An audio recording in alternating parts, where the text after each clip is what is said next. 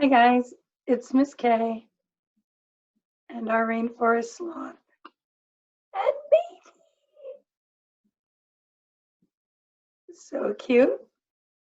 So today's lesson is lesson 1.3. I'm going to share these slides with you so that we could talk about what the expectation is for today's lesson.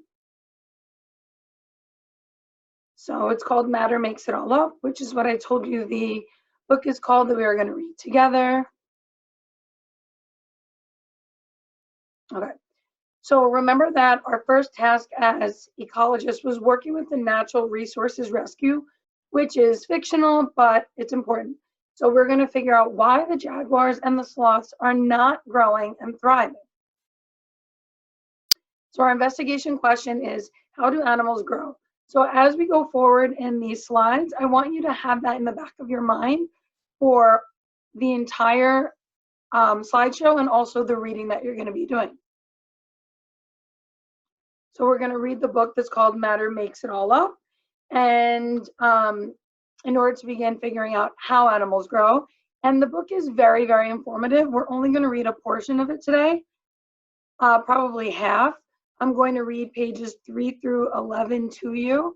And then the next time we need it will be for a different activity. Before we go forward, though, we have to think about scale again. So remember that when we talked about scale and modeling matter, we were talking about atoms and molecules and how things can be microscopic and even smaller than microscopic. So I wanted to play the scale tool video for you again, just to remind you how big things can be and how small they can be. So if we're looking at the observable scale, which is things we can see with our eyes, let's just see what is, smaller than that.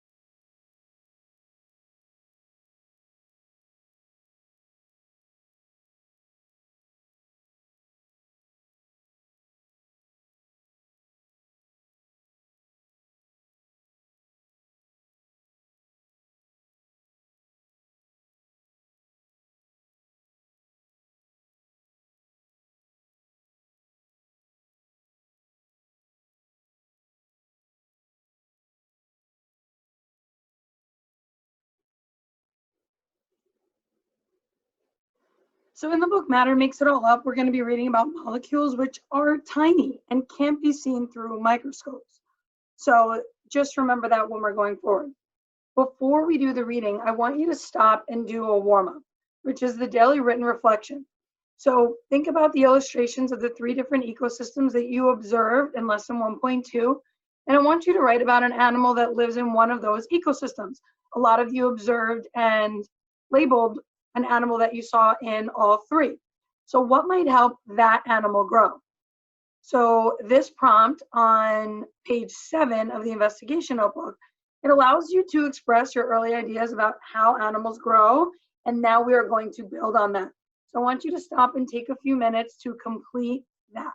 If you don't have your investigation notebook, that's okay, because you can just write this question down and write your answer to me, type it up on a Google Doc and send it. However works for you is fine. So you can pause the video rather, or stop on the slide if you're only using the slides, and just do that and then start again when you're done. For first one of the unit, everything is made of matter, matter is made of molecules, which connects to what we learned in modeling matter. So this one we should all remember.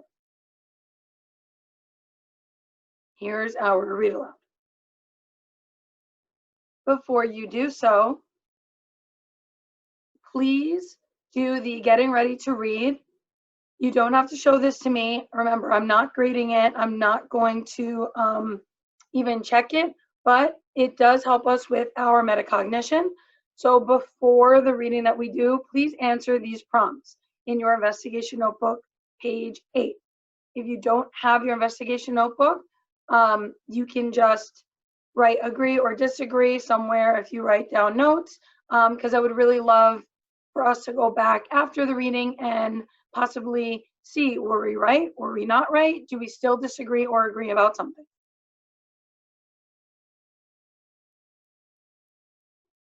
Here's our read aloud. Matter makes it all up. At first glance, an ecosystem may seem like a bunch of unrelated things that just happen to be in the same place. Different kinds of animals are running, swimming, or flying around. Plants are growing in various shapes and sizes. Besides all these living organisms, there are also non-living parts in the ecosystem, like rocks, water, and air. How are these parts connected?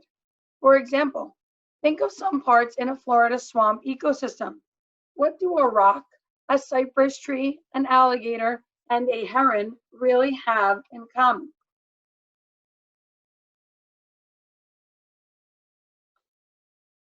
An ecologist is a scientist who studies ecosystems. To an ecologist, the parts of an ecosystem have something very important in common. In fact, you could say they are all the same deep down. All the parts of an ecosystem are made of matter. Matter makes up the air, water, soil, rocks, animals, plants, and everything else. Matter is made up of tiny atoms that are too small to see. There are many different kinds of atoms, and these atoms can combine to form a huge number of different kinds of molecules. Individually, atoms and molecules are too small to see. However, billions and trillions of atoms and molecules together can make up a rock, a tree, a bird, or even an alligator. So the picture on the left shows a few organisms in an Everglades swamp ecosystem. What does it really mean to say that an animal is made of matter? If you could look inside the body of an alligator, you would see muscles, bones, blood, and different body systems. All of the parts of an alligator are made of matter. For example, let's zoom in on a muscle. The muscle is made up of smaller parts. Those parts are made up of an even smaller part, which are made up of molecules. Those molecules are made up of atoms. It's all matter. So this is the close-up of a muscle as seen through a microscope. And then the next one is an even closer view of that matter that makes up the muscle. The last image shows a model of a molecule that makes up muscles. So we can't really show what those molecules look like. The individual molecules are too small to see even with a microscope. A full-grown alligator may weigh 360 kilograms, or 800 pounds. That's a lot of matter. Where does it all come from? How does an alligator grow to be so big? Alligators and other animals never stop growing. Even an adult animal that has stopped getting bigger keeps growing, new skin and blood. If an animal gets wounded or breaks a bone, its body can grow to repair the damaged parts. All that new bone, muscle, blood, and skin doesn't just appear from nothing. Since an animal is made of matter, when it grows, it needs to add more matter to its bones, muscles, and other parts. That's how animals grow. The new matter needed for growth comes from what an animal eats. Food is also made of matter. When an animal eats food, it is eating billions and billions of atoms and molecules. These atoms and molecules are all matter that the animal uses to grow. Inside the animal's body, the food molecules are broken down and used to build new molecules that make up bone, blood, muscles, skin, and other body parts. So in the photograph, this alligator is eating a bird that it caught in the swamp.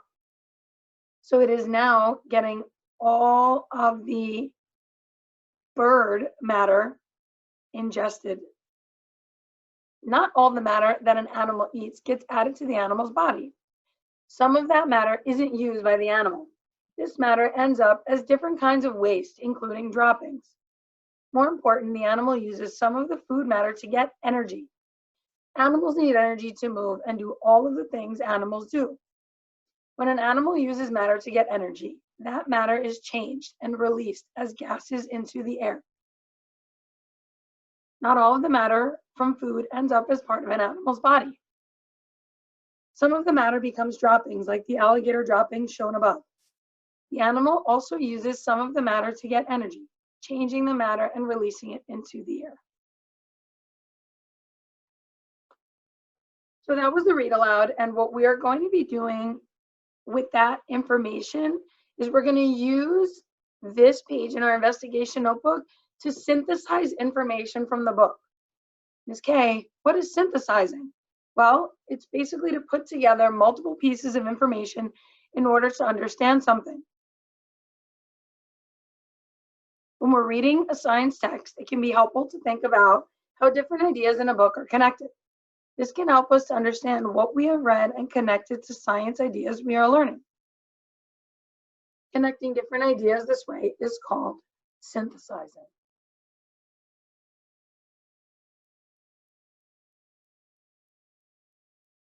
So the directions for page 9 are to reread pages 8 through 11 of Matter Makes It All Up and think about the question below. How do animals grow? So you're going to record the information in the boxes that could help you answer the question. So you're going to connect the ideas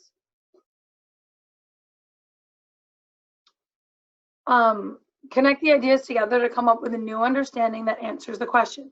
So you're going to record your new understanding in the box below under the arrow. So remember, think about how matter and molecules are related to animals growing. So if we check back and look at page 9, the second sentence says, since an animal is made of matter, when it grows, it needs to add more matter to its bones, muscles, and other parts. That's how animals grow. So that gives us a little bit of information about how this animal grows. So we would put that into our table. Okay, and please write the page that you are getting it from. You need to get information for 2 more pages. So you're going to search the book for more information about how animals grow and record the information and the pages where you found it.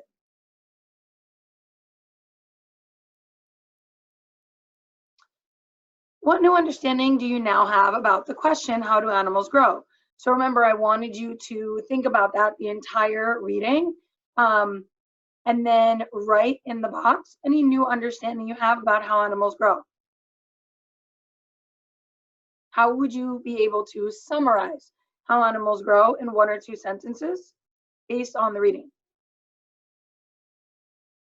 So these are your assignments clearly stated for just an easy way for you to view them, and they are due Tuesday, April 7th. So lesson 1.2, you should have already done your 3 ecosystems.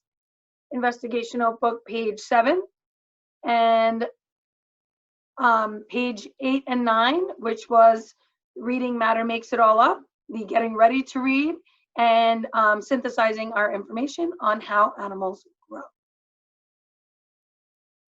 So basically, that's it. Let me know if you need any help. Bye.